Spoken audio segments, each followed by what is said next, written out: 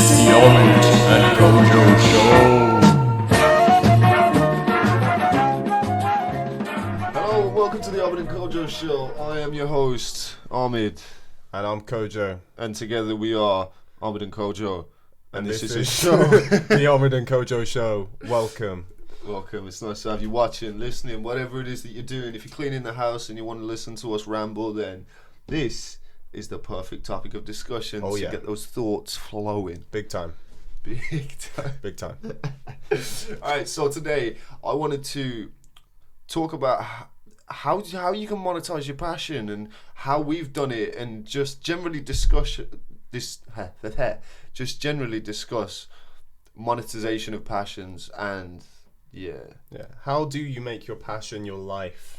How do you get away from the cycle of just working a job so that you have some free time to work on your passion and move towards living your passion, just doing what you want to do all the time, having a great time? How do we get there? Now, this isn't some kind of self-help type discussion, because at the end of the day, I don't feel as though I'm in any sort of situation to be telling you this is how you should do it. You will succeed if you do this. I'm not Gary Vee. I'm not Tim Ferriss.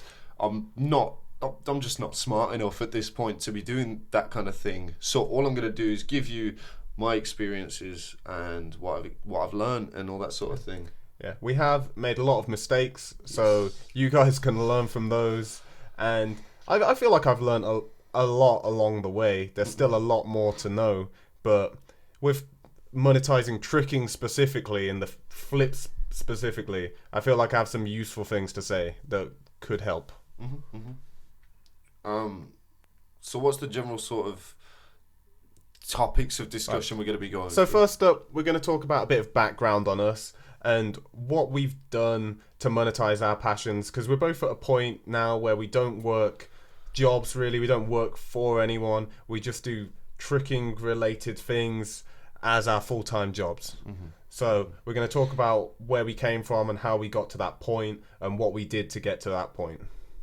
Indeed. So, do you want to kick it off? Yeah. Go on. Man, Go on. I'll start us off. So, after dropping out of university, It's always the best way to start a story. yeah, it was a terrible mistake going to university, because it sucked. I did geography. I don't know why I was doing geography. I wanted to do flips. I used to do flips in the library at night. I just wasn't really engaged in my course. I was more engaged in the flips. And then after I left, then I ended up working in an office for the government. Yeah. I got promoted a couple of times.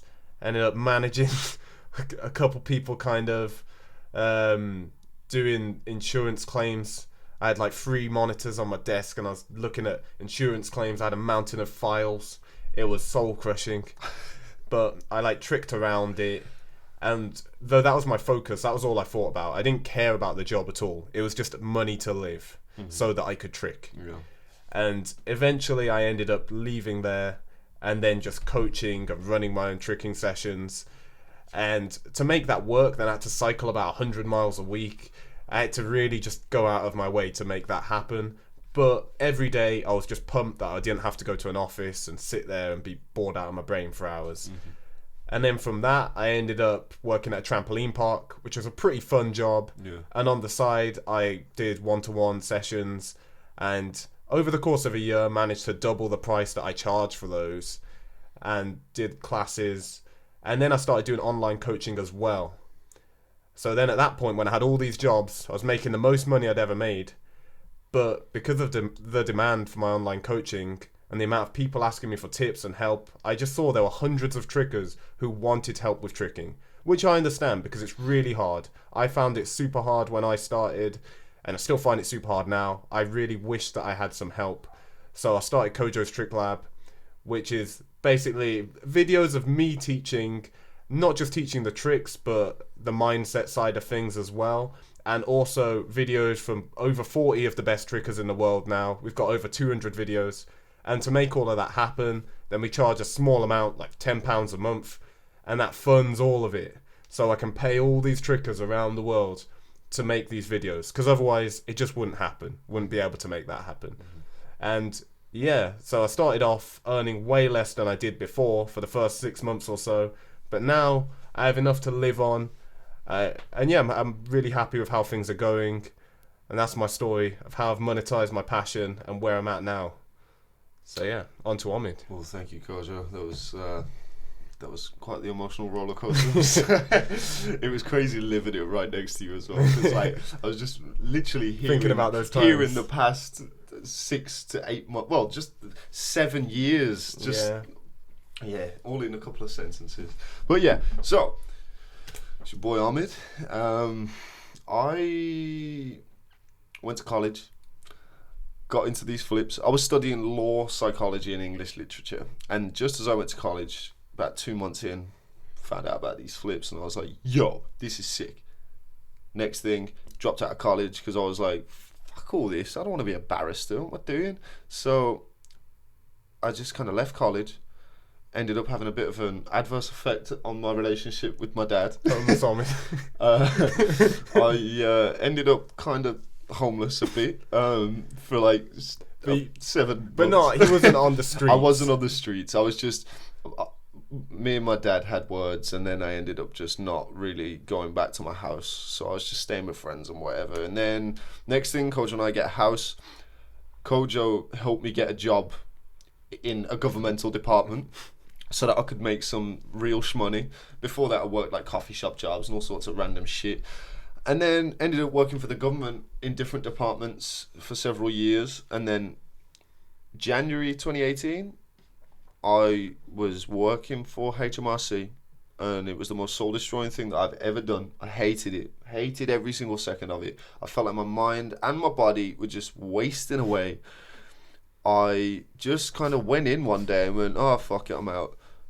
And I just handed in my notice, and that was it. The rest is kind of history. I just started making YouTube videos and teaching, doing everything that I could to make some money on the side. And there's just various different things that I'm doing right now to make some money, such as YouTube. I've just got clothing coming to be delivered in the next few days, actually, in 4 days' time. And yeah, there's all sorts of shit happening. And I just make a living competing around the world, training, making videos about the traveling and the training that I'm doing and the random shit that I get up to. And yeah, that's kind of how I make my money, and teaching as well and all that sort of thing. And did you plan much of that before you gave your notice in? Not at all. I was in the worst possible situation for me to quit my job.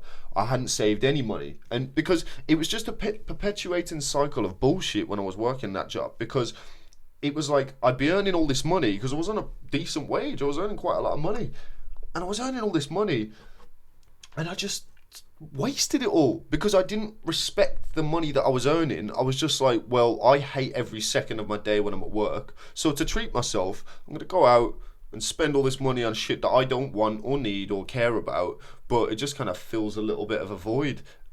And then I just kind of quit my job because my mind state was just too bad. I couldn't stay there anymore. On a whim, kind of. Left 2 or 3 weeks later, went to San Francisco and started making videos. And here I am now, 7, 8 months later. Current day Omid, yeah. And it's honestly, it's incredible. But good Lord, it's been tough. Yeah. So, why don't you tell me about some of your trials and tribulations throughout Some of the trials and tribulations. throughout the process? So before I started like going fully independent, I'd say when I started Kojo's Trick Lab, that's when I stopped working for anyone really. Because before that, then I mainly did like coaching and stuff, but I mean, I worked for somewhere doing a class, and I worked at the trampoline park, so obviously I had a manager there. So Kojo's Trick Lab was the first thing that was just me completely by myself. Well, there was even a step before that. When you were doing your online Skype, coaching. Yeah, so I already dabbled in the kind of online coaching world. I mean, that's how I started out. Just because I had so many people asking for help, I was like, well, why don't I just charge a little bit and then just give them my time, start spending a good amount of my time giving help to these people.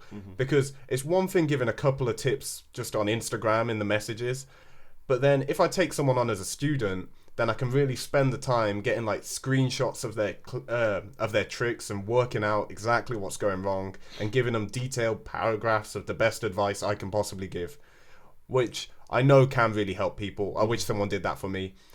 And yeah, from the interest from that, I started making these little example videos and kind of mini tutorials for those students. And then that's when the idea came, like, what if I had a website full of this stuff? And then I thought, well, what if it was full of advice from loads of the best trickers in the world, not just me? Because obviously I don't know everything. I know a lot about some tricks, but there's so many tricks I don't know about at all. And it's the same with anyone else. There's no tricker who can teach everything, apart from maybe Mike Guthrie. But even then, there's some things I'd rather have someone else teach me, like high-level tumbling stuff, but maybe someone else. And although he's really good at that too. Yeah, he can do side touch. Yeah. Yeah. So I just charged a little bit for this site, so it's like £10 a month, and then that funds paying a load of trickers to work on it. But the struggles with that are trickers don't like paying for stuff, which I knew before I started it. So I just thought, well, it's mainly going to be for the trickers who are really into it, who really want to get better, not just your standard complaining tricker. Like the ones who really want it and are prepared to do what it takes. They won't really mind about paying £10 a month. And that's turned out to be true because hundreds of people have signed up now, so... And the testimonials kind of speak for themselves. Yeah. I mean, I can't go on Facebook or Instagram and not see somebody talking about Kojo's Trick Lab, because at the end of the day, even like if I'm not saying anything about it, there's going to be someone saying something, because the product speaks for itself. And that's the reason I'm always talking about it. I use the website most days, and it's just an incredible product. Well, I'm a firm believer in if you build it, then they'll come. And I think you do that with vlogs as well, and Kyle has too. Just by trying to make everything you do high quality and good and useful for people. Well, I try and make it useful. You want to make it entertaining as possible. It's not like you're trying to just get these things out and then, just hope that they kind of take off. You actually take some care with it and put the time in and try and think outside the box. And if you try and make things as good as possible, eventually, it might take a while for it to get traction, but eventually people are going to like it. So I thought, I'm going to make this website as useful as possible. I make 6 videos every week, so it takes up tons of time. Now, I could have made 3 videos a week, but I set it at 6 right from the start, because I was like, I want to make this the most useful thing for tricking. Because if I'm expecting people to pay for it, I want to make it really, really good. Yeah. And I think it does that. I mean, obviously, people are going to look at the things that I say about it and just be like, yeah, but he's your mate. Obviously, you're going to be biased. But there's not been one person who's wanted a refund. Now, the thing is, when you're building something, when you're starting a business from the ground up, if you offer something so strong as saying that if you try it out and you don't like it, then you can get a full refund. What is it, in like 2 days or 3 days? 3 days. So if that's the case, and you still had nobody sign up and want a refund, you're clearly doing something right.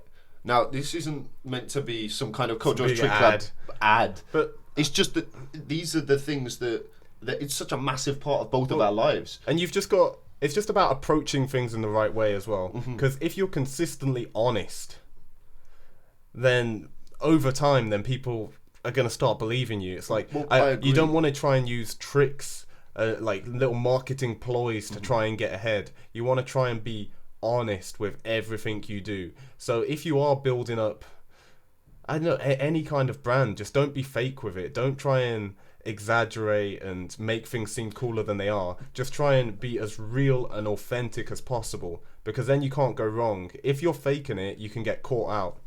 But if you're consistently just being honest with everything you do, there's no chance of you getting caught out because it's all true. Well, from what I've learned, the hardest thing about that is being honest with yourself as opposed to everybody else. Because when you make something that you're really proud of, it's kind of hard, if it's still shit, to go, well, it is shit. But you have to be as honest and realistic about these things as possible. Because when I first started making videos, I'd get excited over my best video, and I'd be like, yo, this is sick. And then if I compare that to literally 2 weeks later, I'll be like, that is shit.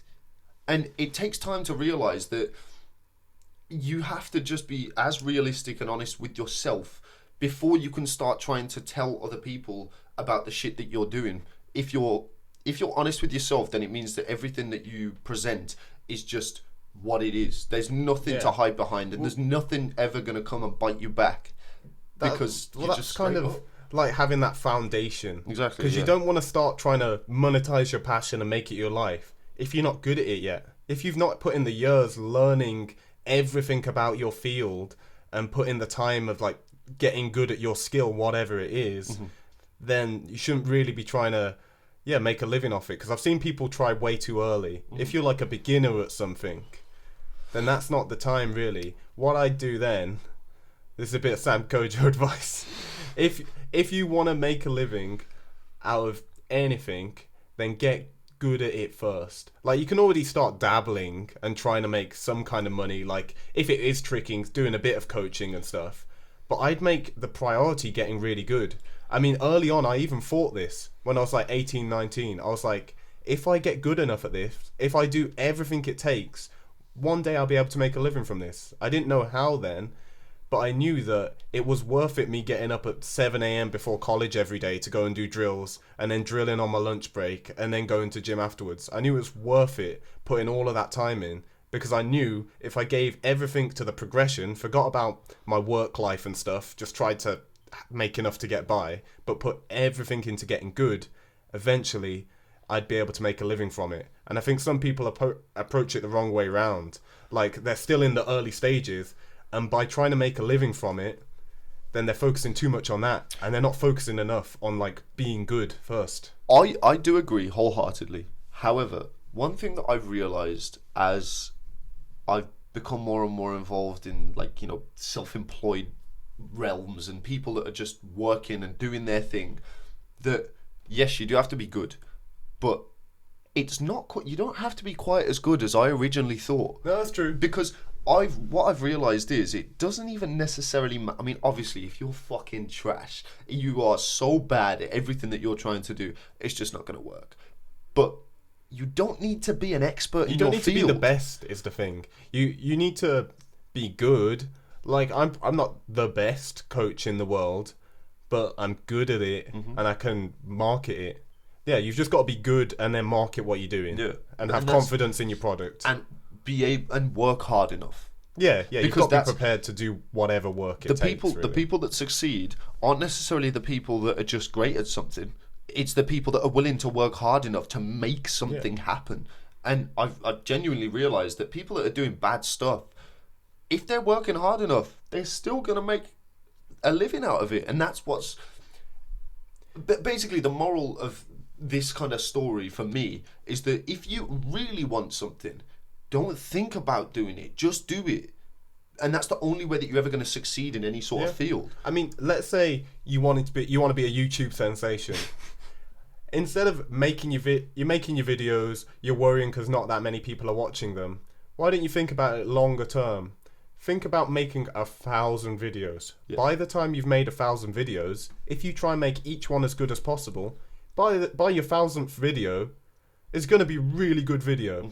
And then when you're making really good videos, people are going to be interested in it. So you've got to be prepared to put in that long-term work. Yeah. You've got to be prepared to not really get that far for like maybe years sometimes. Yeah. You've got to be prepared to do that. Like, I knew with Kojo's Trick Lab that I might be barely making enough to pay rent for years before I get to a point where I can actually make any money from it. Yeah.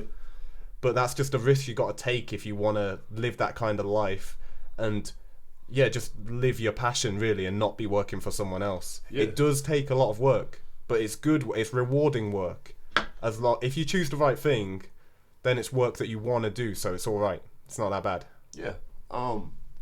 But with you saying about if you want to become a YouTube sensation and just make 1,000 videos, 100% agree. 100% agree. Because actually doing that, what I've realised is every single day that I do something, I get better. And every day that I get better, it means that more and more people are willing to watch these videos that I'm making. Now, I realized early on in my life that there's certain things that I'm bad at. I'm naturally worse at than other people. And you and I are perfect examples of that. Fucking awful. I am awful at organization, at any sort of structure in life, but you're really good at that stuff.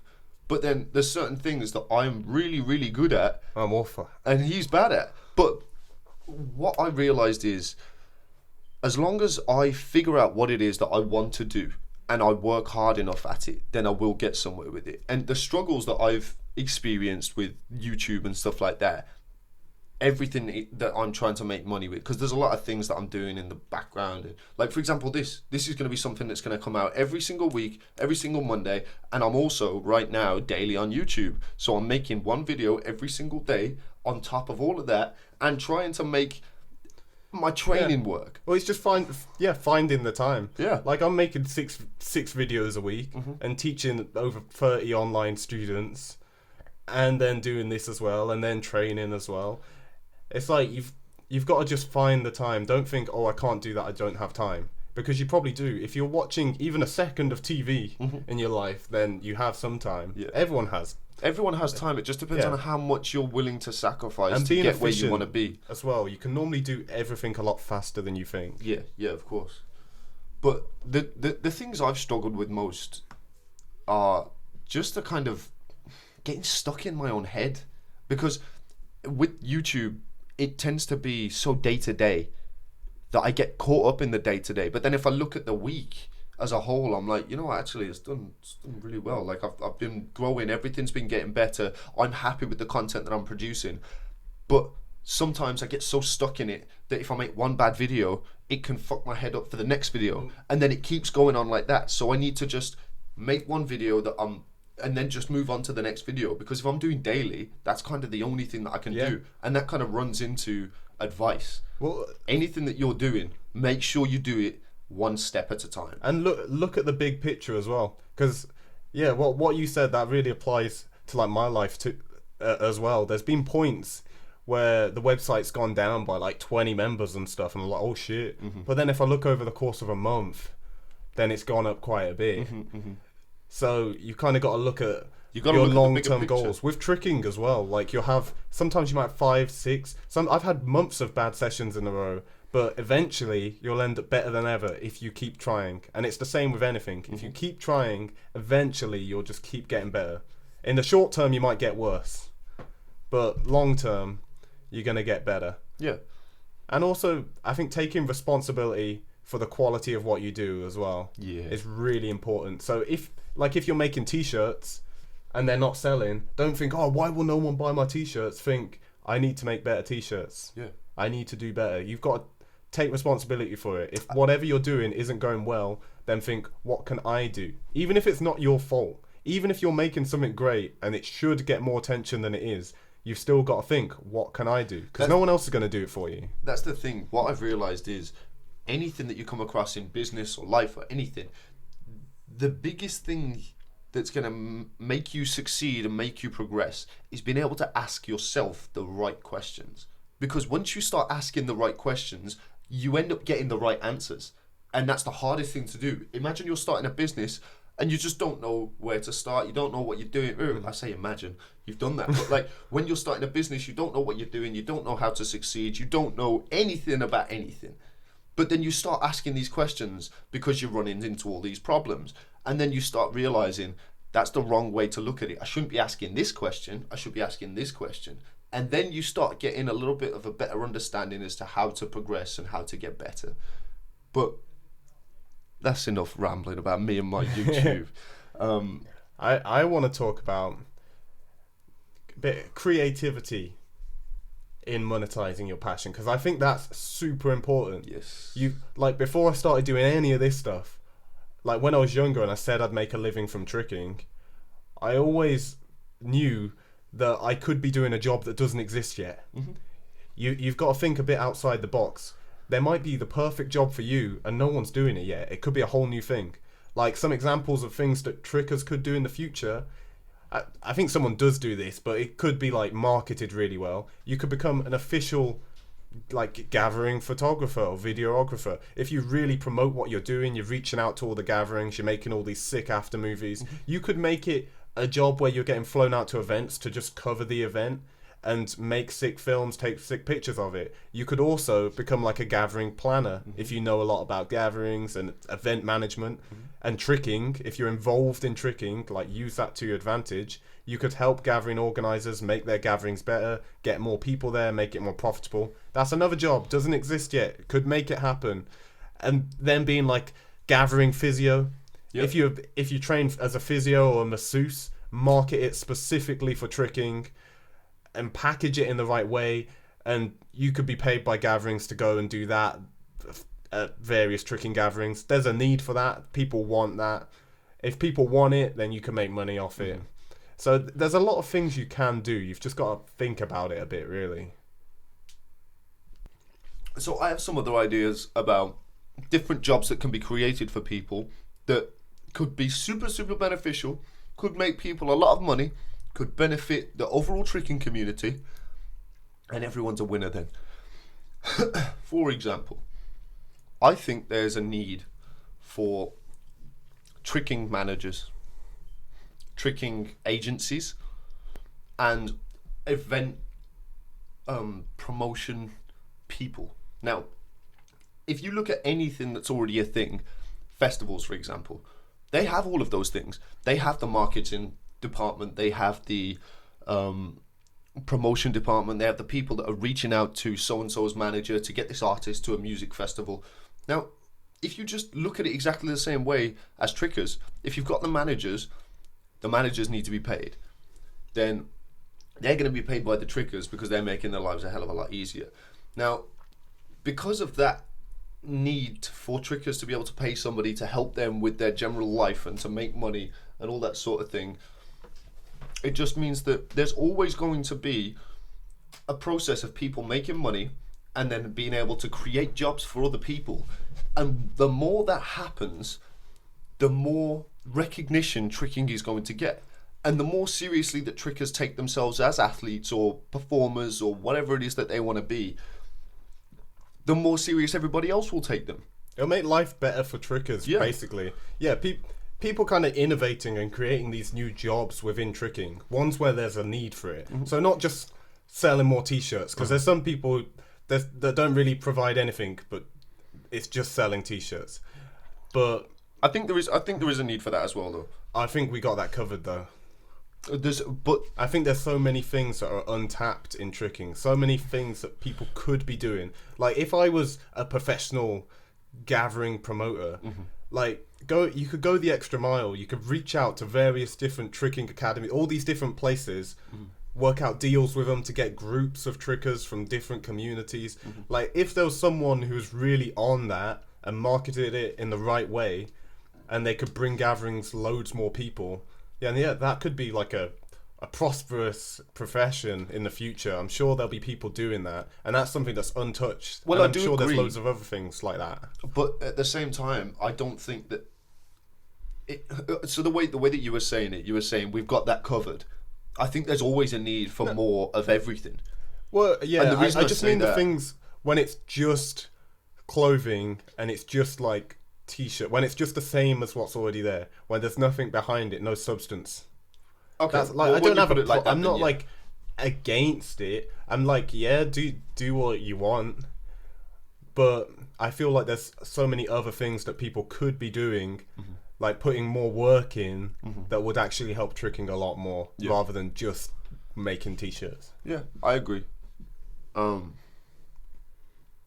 no, I'm not gonna. Yeah, it's fine. But the more that people do start trying to create these new jobs and start doing bits and bobs for everybody, the better every single tricker's life is going to get. The reason I say that is because...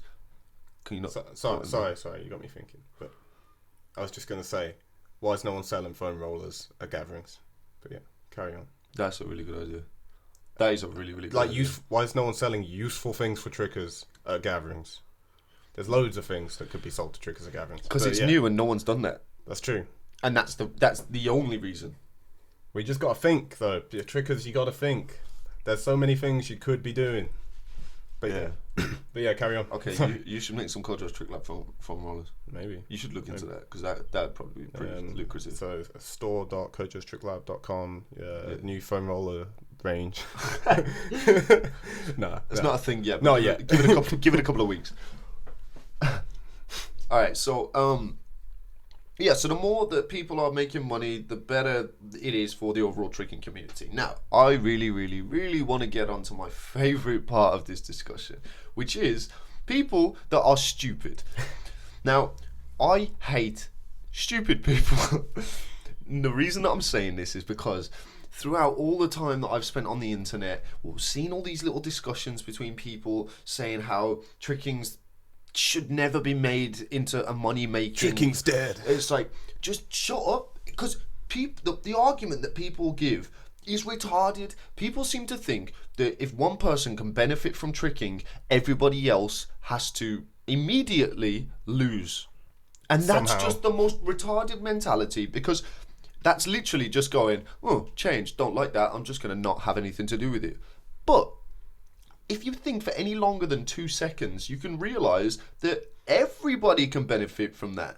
Because imagine, if tricking was bigger, there were more people involved, there was more money involved, it would mean there'd be more gym access, there'd be more support for trickers that are at the top of the game. But that would also trickle down to the people that just want to trick and don't want to get to the best level, or they can't get to the best level because they're not training hard enough, or whatever the case may be. So if they just allowed, I say allowed. Well, it just means there'd be, as it gets bigger, there'll be more gatherings. So Yeah. you won't have to travel so far. There'll be gatherings an hour away from you, and there'll be more trickers and more sessions. There'll be more gyms. more gyms, yeah. There'll be more. The sport will be more recognised, because I know from my own experience, I've been to countless gyms, and this is the place. These are the sort of places that trickers train. But I go to these gyms and they've never heard of tricking, and they're immediately just scared because they see a random man who's saying, yeah, I'm good at my flips, and they're like, well, you're not a gymnast, and I'm in a gymnastics gym.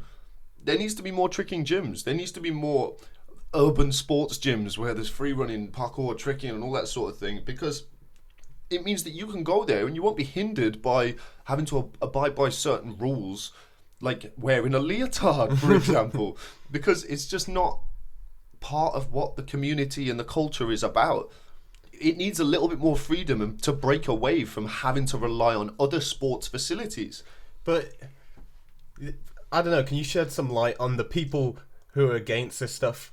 I guess there's the people who are like super anti-Red Bull and things.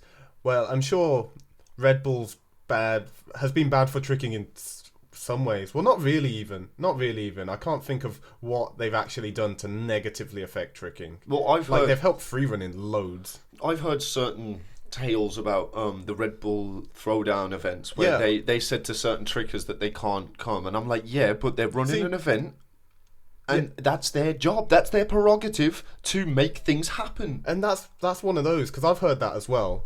And first hearing that, I was like, yeah, fuck Red Bull. They wouldn't let people trick on the floor who weren't competing or whatever. And then now I'm thinking, you can just not go. You can just not go to that event. It doesn't affect your life in any way. So at least them doing that event, at least loads of people see tricking. At least the trickers who are invited get to do that as well. Mm-hmm. Whereas if that wasn't there at all, that's worse than it being there. So even though it's not perfect and not everyone can go and all of that, it's better than nothing. So I don't know why people are so against it. When a company who is in the position, such as Red Bull is, it will take a while to build the trust of that company. Because at the end of the day, they're not just going to... It's a marriage. They're not just going to walk into a tricking community and be like, right, I'm just going to give you guys a massive budget, do whatever you want, and we'll just kind of make it happen. Nah, you need to build that trust by making sure that you're doing everything that you can to benefit them, because it has to be a give and take.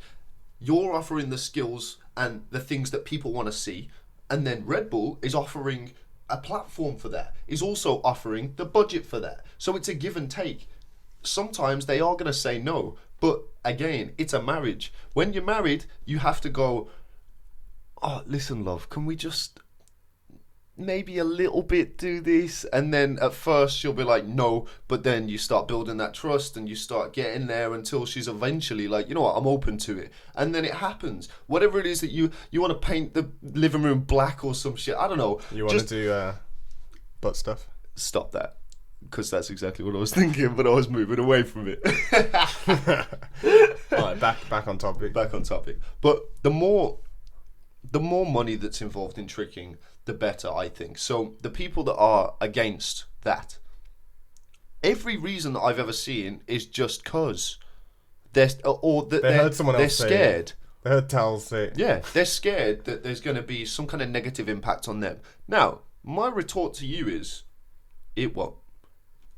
There is nothing and no one, unless somehow there's some kind of legislation that's passed that says that you cannot trick, and it's illegal to trick unless it's under these bounds, which is never going to happen. I mean, because they can't even enforce it in gymnastics. Like, gymnastics is so regulated and controlled, and you need insurance and all that. But I've never had British gymnastics insurance. I've been going to gyms for 8 years. Yeah. I've taught gymnastics for years. Like, there's no way it's gonna actually affect you. Like, even if it was super regulated, it's still not gonna have much of an effect. Though, not that it ever will be that regulated. And there's still gonna be people that have the same sort of mentality as you, where they don't want it to be regulated. One of them's gonna open gym, and then more and more people are gonna open gyms, and then it's gonna get to the point where some of tricking is super regulated. Other parts of tricking is not regulated. Use skateboarding as an example. You can go to competitions and earn hundreds of thousands of dollars, and you can compete under these rules and under these circumstances, or you can just go and buy a skateboard for 40 quid, and then you can just go and skate wherever you want, whenever you want, go to a skate park, and it literally does not affect your life what someone else is doing. There's the perfect example. There's so many people against there even being that option of having these big competitions and making all this money, just because there's rules and stuff. And like, but tricking is creative. Would you stuff. not and rather it's like, well, see you can someone still succeed? do whatever you want at the gym. No one's stopping you from being creative. You can trick in a way like no one else tricks. Yeah. But for other people who see it a bit differently, who it's like their sport and they're athletes and they want to make a living from it, then why would you be against them doing that? It doesn't affect you at all. It won't stop tricking from being creative. Skateboarders are still creative, even though they have competitions. You can have this harmony between the two. Yeah, you can have both. I mean, you can just have like competitive tricking, really. I'd see it as a whole nother thing. And that could be packaged for the Olympics. Yeah. There's some things like with swings and stuff, and I've always thought about like specific combos that you kind of have to hit. So people are doing a similar sort of thing. People are working within the same parameters, which means it won't be as creative as just tricking, but you can judge it, and you can actually have a clear winner and have fair competitions. So the people who want to do that would be able to do that. They'd be able to have their fair competitions and test their skills. But then if you want to just push the realms of creativity, you can just do that. Yeah, you can just do that by yourself. No one's going to interrupt.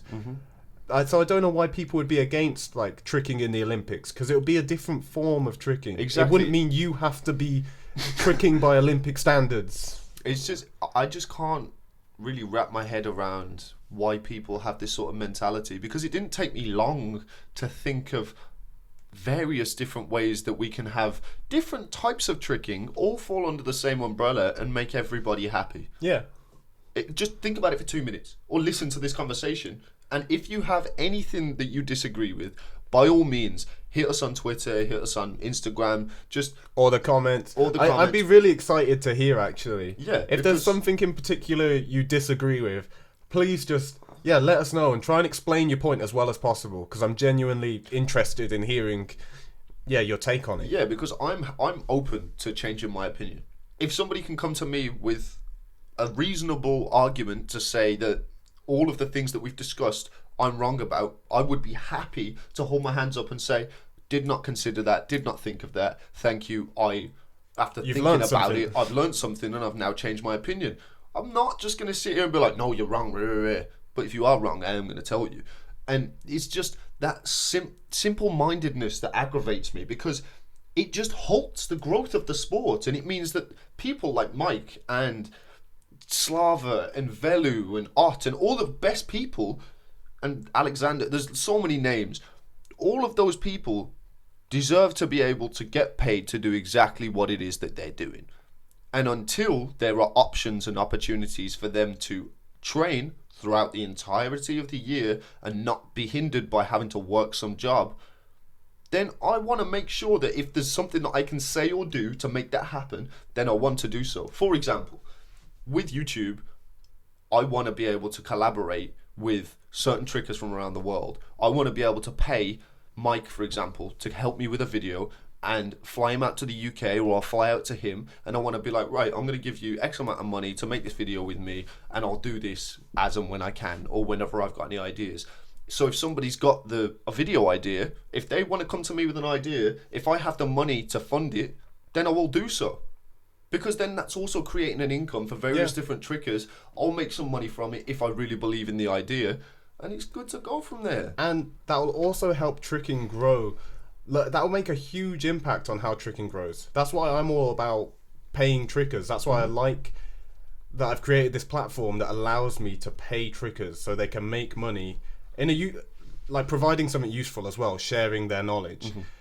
Because what that does is when we have trickers who are making money just from tricking, it will create role models. It means new people, new kids that see the sport, they'll be able to look at the top trickers and see people who are living off tricking. So that's going to encourage you way more to like really dive into tricking and take it up as like your thing, if you see that you can actually go somewhere with it. Whereas at the moment, a lot of the best trickers in the world are just working random jobs. Yeah.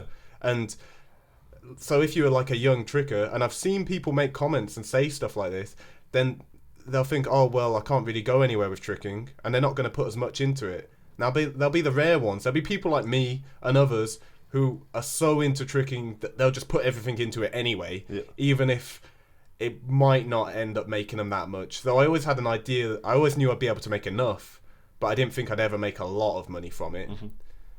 What are your thoughts now, though, compared to then? Now I think, yeah, it's definitely possible. Because I truly believe Definitely that possible. I could make an amount of money that I don't even... it's like, there's no bounds to it. I think there'll be tricking millionaires in the next 5 years. I think so too. And I'm Not specifically just from like competitions or something, but all round with more sponsorships and just people with business ideas. I think there'll be more money in tricking in the future, which will create better role models, and all the and there'll be more attention as well, because trickers will be more well known. If you look at the amount of followers that the top trickers have compared to what they had 5 years ago, 5 more years, you're looking at a lot of trickers with like over 1 million followers. So these kids are gonna see these top trickers who have like fairly ideal lives. They're making money doing what they love doing, and they'll want to do that too. And I think that's what's going to make tricking really blow up and get loads of people into it. I think so too, which is why another thing that I disagree with a lot of people that I've seen comments saying things that social media is bad for tricking. Now, I agree with that comment to a certain extent, and that may sound crazy, especially with, you know, putting all of my time, energy, money and effort into social media and tricking. But I think it's all dependent on the person that's doing it and how they're doing it. Now, there's going to be tons of people that will think I'm doing it in a stupid way or a bad way, and that they disagree with it, and you may be right. Only time will tell. But I genuinely believe that there's different ways for me to reach the masses and make videos that I don't think will be necessarily a bad representation of tricking. At the end of the day, I think there's certain aspects that I have to maybe tweak a little bit to make it a little bit better for the general public. But the more people that see tricking and know what tricking is, the better.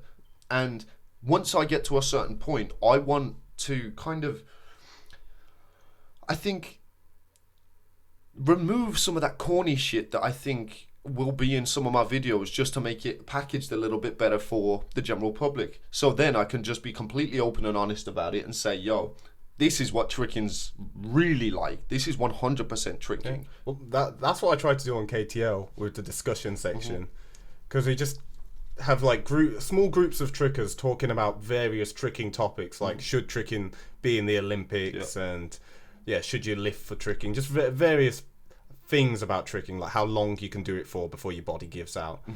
Because having those conversations between trickers kind of shows people the culture. It's not just teaching them the moves, it's like getting them deeper into tricking. I feel like that can do more for getting people into tricking than teaching them tricks. Because we know people who can do like dubs and higher level things who still don't really know what tricking is. Like they don't know about the community and the culture. They don't really get the whole thing. They can just do some tricks. So I'm trying to create a generation of trickers who like they're fully immersed. They're like fully immersed in it. And this kind of leads on to the topic of discussion that we were having earlier on this morning. So we were talking about general influences with people. Now, I think it's pretty clear to most people that it's better to have a smaller number of followers that are super dedicated to whatever it is that you're doing. And I don't necessarily just mean like Instagram, YouTube, Facebook followers. I mean people that are into what you're doing. It's better to have a smaller number of people that are super into it than millions of people that kind of know what it is but don't really give a fuck about it. Now, if we can create and help build a generation of trickers that really, really fuck with it, then it means that their voice is going to be 10 times louder than the 10 million people that know about figure skating.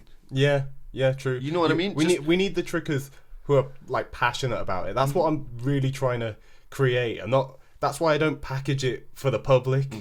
Like everything's kind of raw and tricking.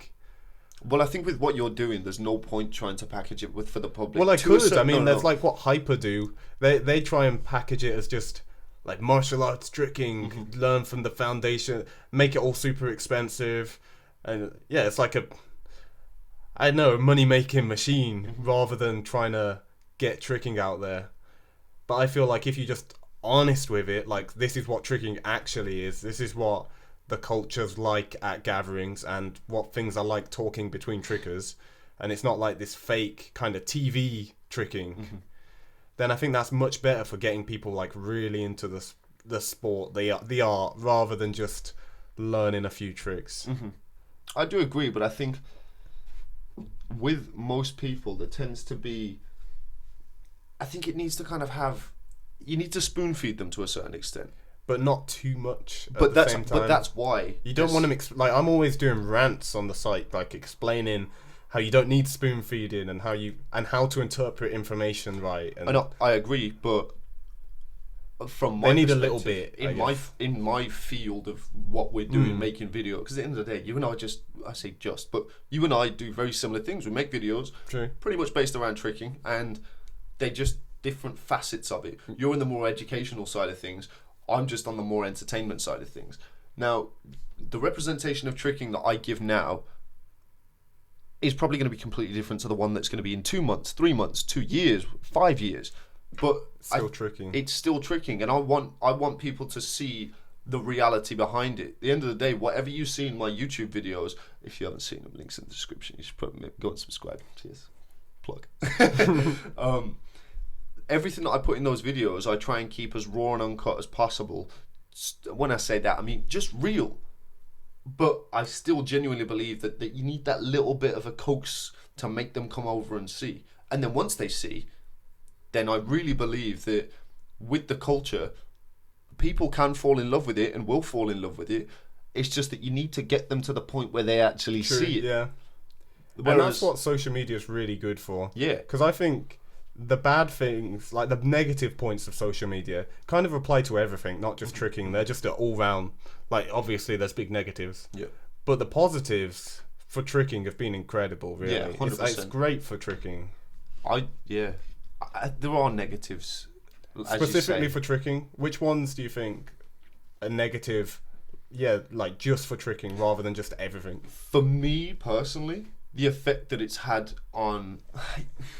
This is a general one, but it has directly affected tricking. The effect that it's had on samplers and the art of samplers. Because I'm not going to sit here and say samplers are dead and all that kind of shit, but there's genuinely been a massive difference in the amount of samplers that are being created. If they are being created, they're nowhere near what was done before. I was going to say, or is it that we don't see them? Because, like, new trickers making samplers, how would we see them? We wouldn't I spend a lot of notice them. time on YouTube. Yeah, but why would you see random beginner tricker samplers? Could be suggested when I'm watching a Michael Guthrie sampler. Would you click on it? Maybe, if the thumbnail's good. Or if the name's good.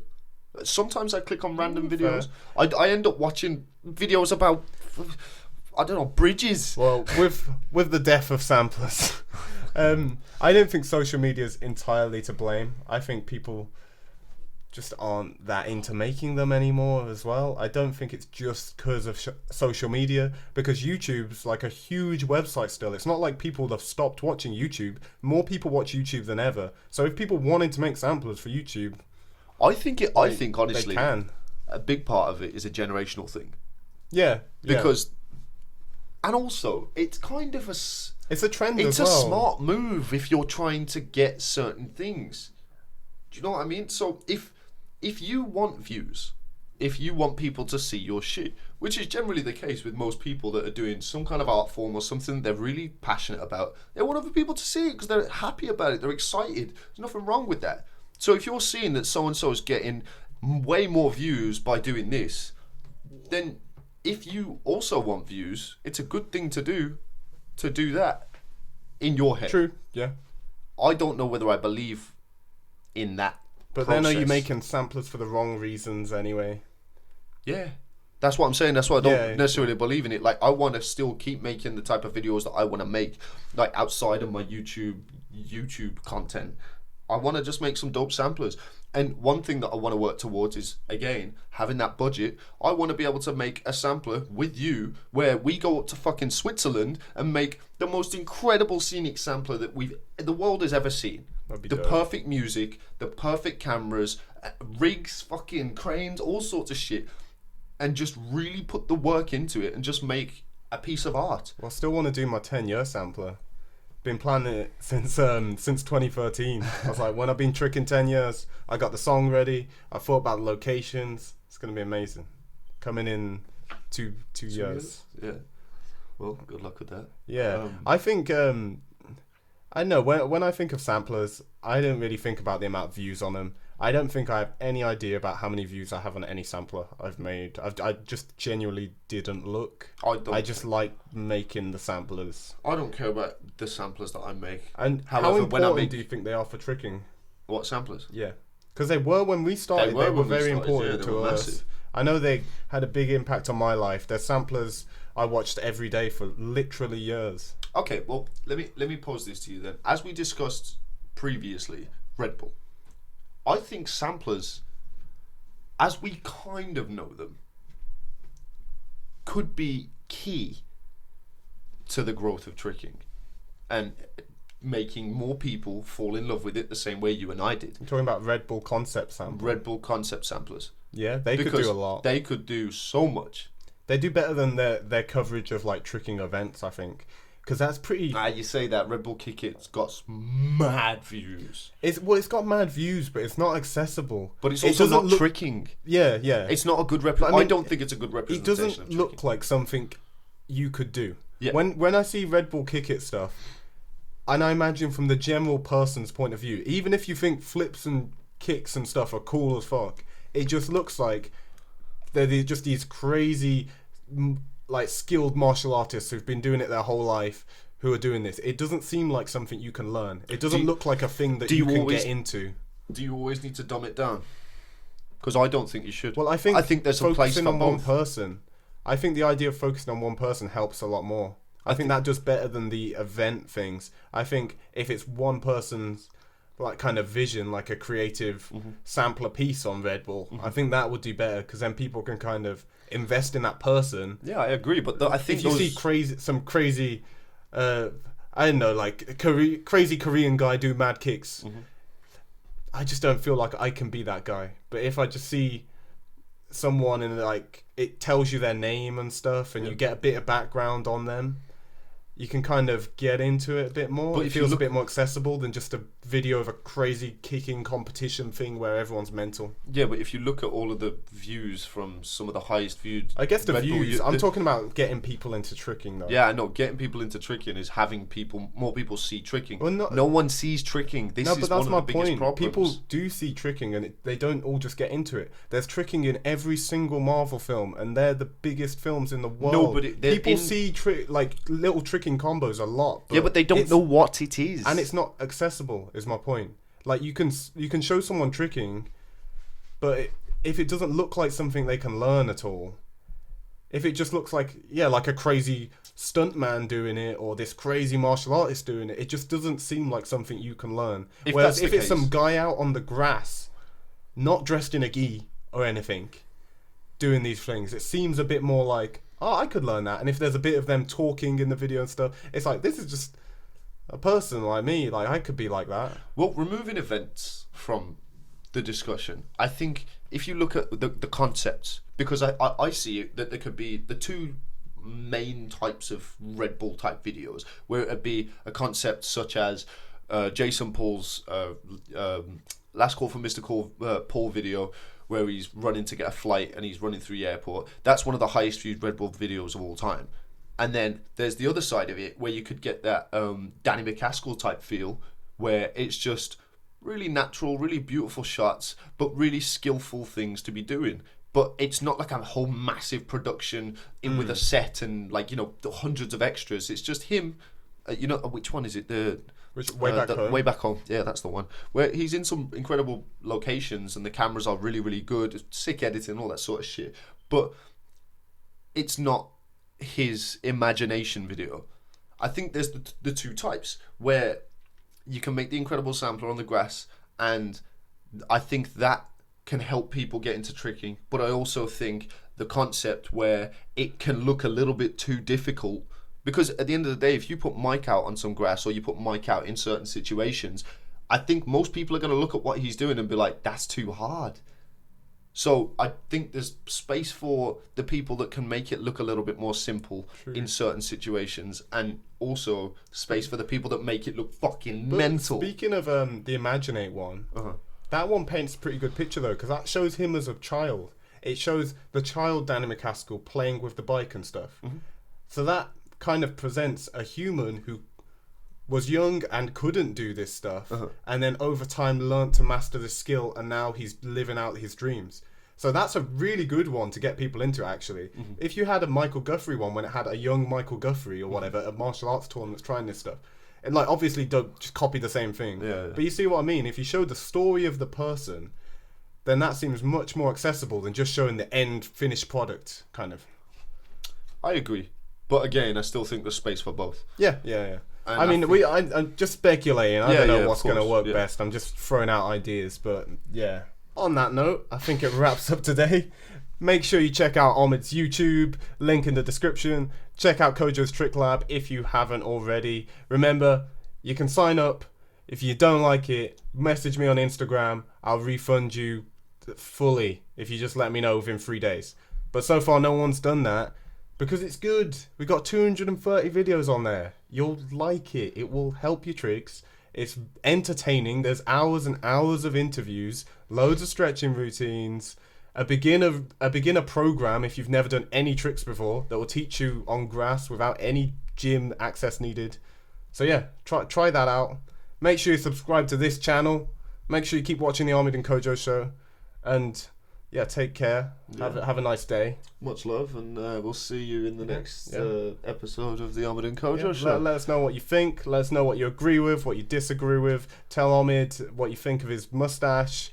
And if you want to fight, then let me know. Yeah, and if you want to fight, then just post your address, and we'll come over and we'll fight you with our fists.